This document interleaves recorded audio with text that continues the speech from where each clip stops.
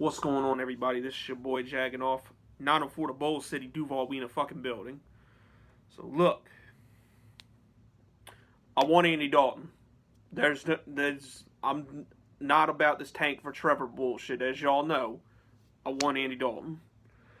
I want to put everything possible around Minshew to succeed. And having Andy Dalton as a mentor and backup quarterback will do that. Not to mention, we won't look like complete dog shit if Minshew gets hurt. So yeah, bro, I want Andy Dalton. Andy Dalton got released by the Bengals today. As soon as he clears waivers, he's not going to be expensive. Go get his ass. You know what I'm saying? Like, unless New England takes him, but even though I've heard they have interest, I think they're pretty content with riding Stidham or just not putting it out there that they're tanking for Trevor Lawrence, or they're just doing it. So I'm not. So yeah, I'm not. So I don't think they're gonna end up signing Dalton. And Dalton basically just everywhere else would be a backup right now. Like there's no team right now that's gonna plug and play Andy Dalton as their starting quarterback. And I know people are saying, "Oh, well, if he goes there, he gonna start in Jacksonville." Listen, I was talking to a couple TTC dudes about this today. And I'm not gonna throw nobody under the bus, but let me just say something. The Jaguars have already came out and said it's Gardner's team this year. They're giving him a fair shot to be the guy in 2020, and if he does good, he's gonna be the starter beyond that. Now, if the Jags were going to replace Gardner this year, they'd have signed Cam Newton or took somebody in the first round.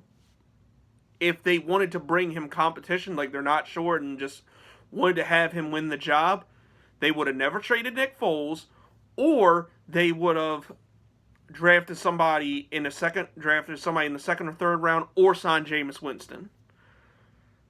Now, with Minshew being now with Andy Dalton, it's basically past his. He's pretty much past his prime. He's looking like he's pretty much done. So I don't think it's anybody. I think it's a much better backup option than fucking Josh Dobbs, but it's not somebody that's going to threaten Minshew. And Dalton's the type of guy that would help him out. Like, When you look for a backup quarterback, the best thing you want is somebody that knows your system. Andy Dalton knows Jay Gruden's system very well and can teach Minshew, kind of what the do's and don'ts in it. Like, that's what you want out of a backup. And like I said, it can at least be respectable if Minshew gets hurt and we got to put Dalton in. We're not going to look like total dog shit. But you look at the quarterbacks where they are right now, like, Minshew hasn't even hit his ceiling yet. Dalton's starting to go downhill. Like, look at who had the better year last year. I mean, it's obvious Minshew did. Minshew had 6 picks all year. Dalton threw 3 again in the game he played against us. So, you tell me. But,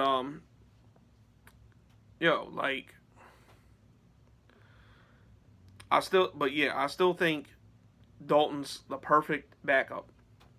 Because look, other than get him a little bit more offensive line, we've done everything right for Minshew to succeed. We upgraded his weapons. We got a good offensive coordinator. Now if we get somebody who's familiar with that particular offensive coordinator, it's going to go a long way to developing Minshew into being a beast. And then we're not going to fucking need Trevor Lawrence. Like, see, y'all playing chess with this tank for Trevor bullshit. Y'all playing checkers with this goddamn tank for Trevor bullshit. I'm trying to play fucking chess.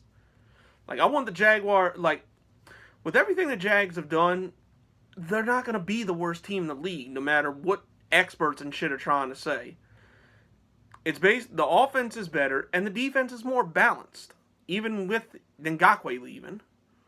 So, I'm not saying we're a playoff team, but I think we're going to get between 7 and 9 wins.